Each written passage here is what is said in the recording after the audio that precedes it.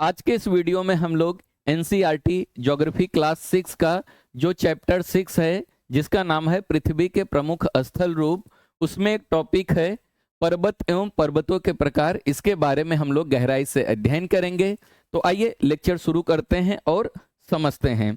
सबसे पहले हम समझेंगे पर्वत क्या होता है, पहाड़ क्या होता है, हिमानी क्या होता है और पर्वत श्रृंखला क्या होता है। तो आइए समझते हैं पर्वत क्या होता है। पर्वत को अंग्रेजी में माउंटेन कहा जाता है। तो पर्वत क्या होता है, तो यहाँ पे ध्यान दो, पर्वत पृथ्वी की सतह की प्राकृतिक ऊंचाई है। तो पर्वत क्या है, पर्वत जो है पृथ्वी की सतह की प्राकृतिक ऊंचाई है। प्राकृतिक क्या होती है, धरातल पर जो भी चीज अपने आप होती है उसे प्राकृतिक कहते हैं, यानी जिसमें मानव का हस्तक्षेप ना हो। जैसे पेड़ पौधे अपने आप उगते हैं, तो जो चीज अपने आप हो उसे क्या कहा जाता है, प्राकृतिक कहा जाता है। जब पृथ्वी की सतह क्या होती है, ऊपर उठ जाती है, उसे हम लोग क्या कहेंगे, पर्वत कहेंगे। लेकिन कुछ विशेषता है, उस विशेषता के अनुसार उसे हम पर्वत कहेंगे। तो क्या विशेषता है, आइए समझते हैं। पर्वत का जो शिखर है वो क्या होता है, छोटा होता है। आधार क्या होता है, चौड़ा होता है। तो पृथ्वी के जो प्राकृतिक सतह की ऊंचाई है उसको हम पर्वत कब कहेंगे, तो अगर उसका जो स्ट्रक्चर है कुछ इस प्रकार है, ऊपर वाले भाग को हम लोग शिखर कहते हैं और नीचे वाले भाग को हम लोग आधार कहते हैं। तो पृथ्वी की जो सतह है अगर ऊपर उठ जाती है, उसका शिखर जो है अगर छोटा है और आधार जो है चौड़ा है, तो उसे हम लोग क्या कहेंगे, पर्वत कहेंगे। लेकिन ऊंचाई जब अधिक रहेगी तब पर्वत कहेंगे। कब कहेंगे, अगर पृथ्वी की सतह की ऊंचाई जो है 600 मीटर से अधिक है तभी हम उसे क्या कहेंगे, उसे पर्वत कहेंगे। तो याद रखना, पर्वत किसे कहते हैं, पर्वत पृथ्वी की सतह की क्या है, प्राकृतिक ऊंचाई है। पर्वत का शिखर यानी ऊपर वाला भाग क्या होता है, छोटा होता है। आधार यानी नीचे वाला भाग क्या होता है, चौड़ा होता है। यह आसपास के क्षेत्र से बहुत ऊंचा होता है। समझ में आ गया। अब आइए समझते हैं पहाड़ी किसे कहते हैं। पहाड़ यानी अंग्रेजी में हिल्स कहा जाता है। तो पहाड़ी क्या होता है, पहाड़ी वह स्थलीय भाग है जो कि आसपास की भूमि से ऊंची उठी होती है। 600 मीटर से अधिक ऊंचाई एवं खड़ी ढाल वाली पहाड़ी को पर्वत कहते हैं। तो पर्वत और पहाड़ में बहुत ज्यादा फर्क नहीं होता है। अगर किसी स्थल का जो आधार है वो चौड़ा है और शिखर जो है वो छोटा है और उसकी ऊंचाई की बात की जाए 600 मीटर से अधिक ऊंचा है, अगर 600 मीटर से अधिक ऊंचा है तो उसे हम लोग क्या कहेंगे, पर्वत कहेंगे। अगर वो 600 मीटर से कम ऊंचा है तो उसे हम लोग क्या कहेंगे, पहाड़ कहेंगे। तो याद रखना, ऊंचाई के अनुसार हम इसे पर्वत और पहाड़ में बांटते हैं। क्लियर हुआ। अब हम समझेंगे हिमानी किसे कहते हैं। हिमानी को अंग्रेजी में ग्लेशियर कहा जाता है। कुछ पर्वतों पर हमेशा जमी रहने वाली बर्फ की नदियां होती हैं, उन्हें हम क्या कहते हैं, हिमानी कहते हैं। तो याद रखना, कुछ पर्वतों पर हमेशा क्या होती हैं, बर्फ की जमी हुई नदियां पाई जाती हैं। बर्फ की जमी हुई नदियां पाई जाती हैं, उन्हीं नदियों को हम लोग क्या कहते हैं, हिमानी कहते हैं। और हिमानी को अंग्रेजी में क्या कहा जाता है, ग्लेशियर कहा जाता है। अब हम समझेंगे पर्वत श्रृंखला किसे कहते हैं, जिसे अंग्रेजी में माउंटेन रेंज कहा जाता है। जब पर्वत एक रेखा के क्रम में व्यवस्थित होते हैं तो उसे हम लोग क्या कहते हैं, पर्वत श्रृंखला कहते हैं। जब बहुत सारे पर्वत एक ही क्रम में यानी एक ही लाइन में बहुत सारे पर्वत व्यवस्थित होते हैं तो उसे हम लोग क्या कहते हैं, पर्वत श्रृंखला कहते हैं। यहाँ पे देख रहे हो, एक पर्वत हो गए, दो पर्वत हो गए, तीन पर्वत हो गए, चार पर्वत। जब बहुत सारे पर्वत एक ही क्रम में, एक सीधी क्रम में व्यवस्थित होते हैं तो उसे हम लोग क्या कहते हैं, तो याद रखना उसे हम लोग पर्वत श्रृंखला कहते हैं। अब हम समझेंगे पर्वत के कितने प्रकार होते हैं। तो याद रखना, पर्वत के 3 प्रकार होते हैं। पहले को हम लोग वलित पर्वत कहते हैं, जिसे अंग्रेजी में फोल्ड माउंटेन कहा जाता है। दूसरे को हम लोग भ्रांशोत पर्वत कहते हैं, जिसे अंग्रेजी में ब्लॉक माउंटेन कहा जाता है। तीसरे को हम लोग ज्वालामुखी पर्वत कहते हैं, जिसे अंग्रेजी में वोल्केनिक माउंटेन कहा जाता है। अब आइए एक एक के बारे में हम लोग समझते हैं। अब हम समझेंगे वलित पर्वत क्या होता है। तो याद रखना, जो हिमालय है, हिमालय और आल्प्स, याद रखना हिमालय और आल्प्स क्या हैं, वलित पर्वत हैं। वलित पर्वत क्या होते हैं, तो याद रखना जब पर्वत का स्ट्रक्चर जो है कुछ इस प्रकार होता है तो उसे हम लोग क्या कहते हैं, वलित पर्वत कहते हैं। वलित पर्वत को अंग्रेजी में क्या कहा जाता है, फोल्ड माउंटेन कहा जाता है। समझ में आ गया। तो हिमालय और आल्प्स क्या है, वलित पर्वत हैं, जिनकी सतह कैसी है, ऊबड़ खाबड़ है। तो याद रखना हिमालय और आल्प्स जो हैं वलित पर्वत हैं और इनकी सतह कैसी है, ऊबड़ खाबड़ है। और जो शिखर है, शिखर मतलब पर्वत का जो ऊपर वाला भाग होता है उसे हम लोग शिखर कहते हैं। और इसका जो शिखर है वो कैसा है, शंक्वाकार है। शंक्वाकार मतलब छाते वाले डिजाइन को हम लोग क्या कहते हैं, शंक्वाकार कहते हैं। भारत की जो अरावली श्रृंखला है, अरावली पर्वत श्रृंखला जो है विश्व की सबसे पुरानी वलित पर्वत श्रृंखला है।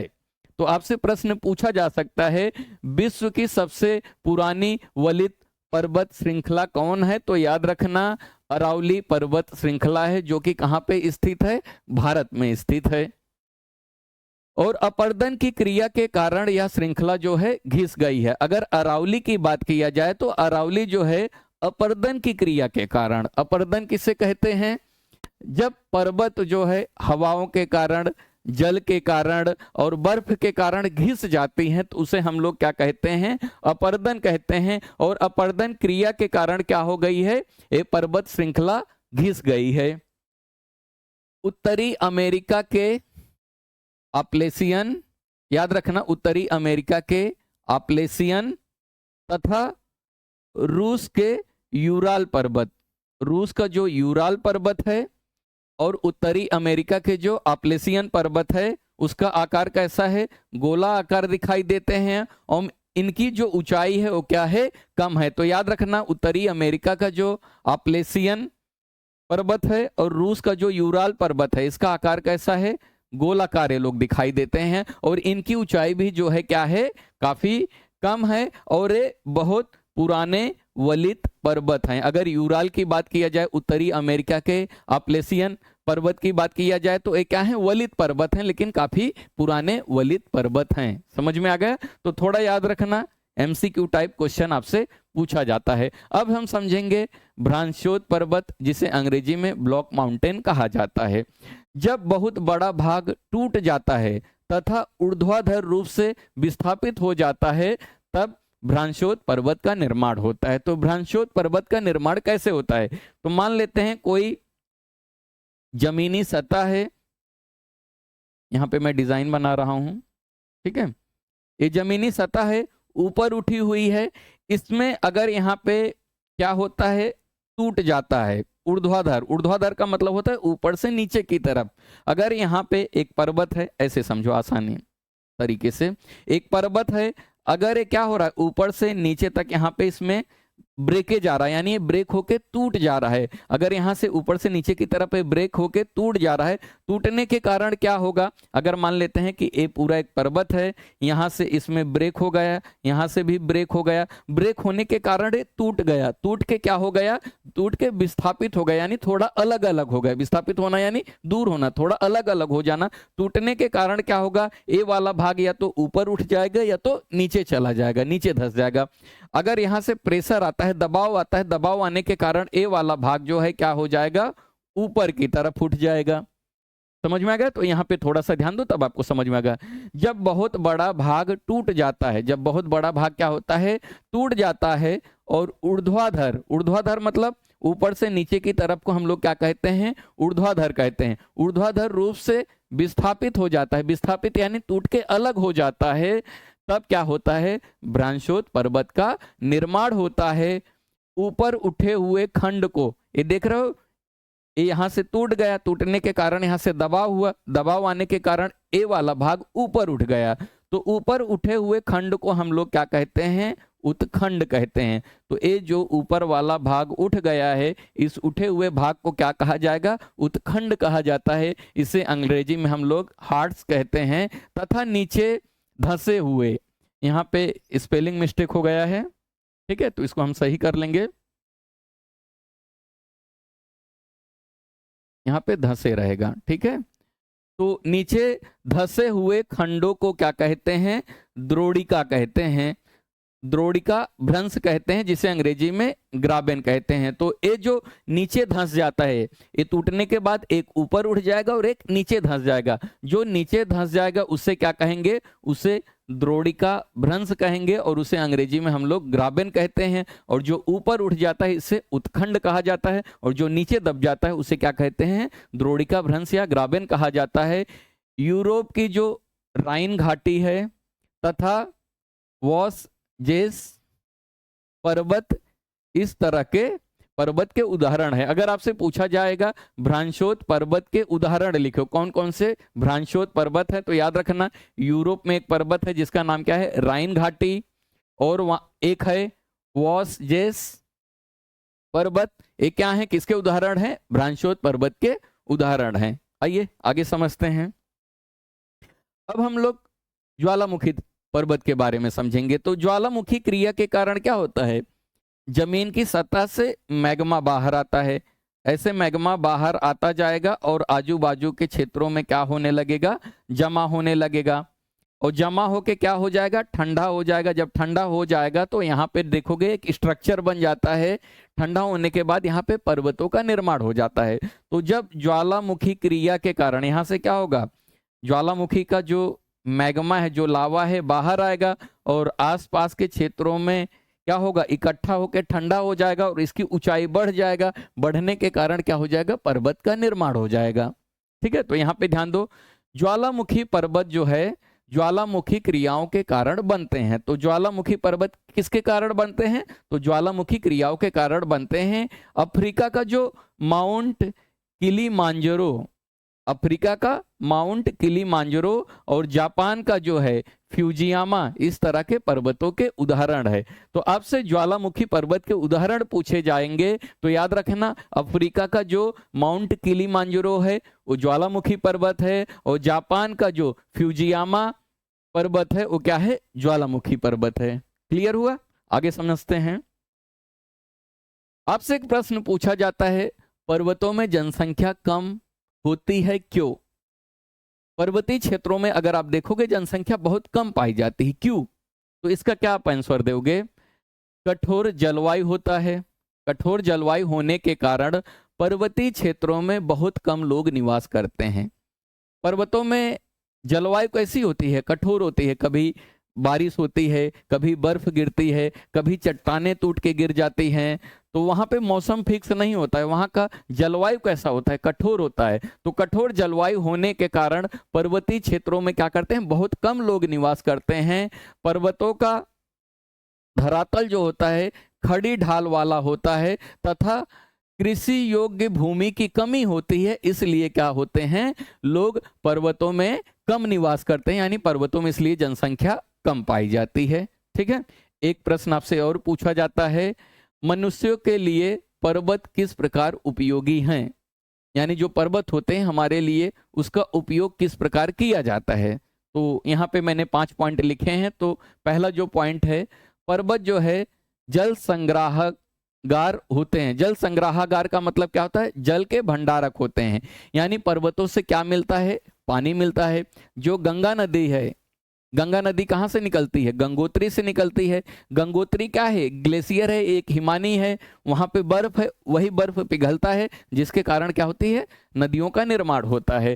तो पर्वतों में क्या पाया जाता है? जल पाया जाता है। तो याद रखना, पर्वत जो है जल के क्या होते हैं? संग्राहगार होते हैं। बहुत सी नदियों का स्रोत जो है, स्रोत का मतलब होता है उद्गम, शुरुआत, पर्वतों में स्थित हिमानियों में होता है।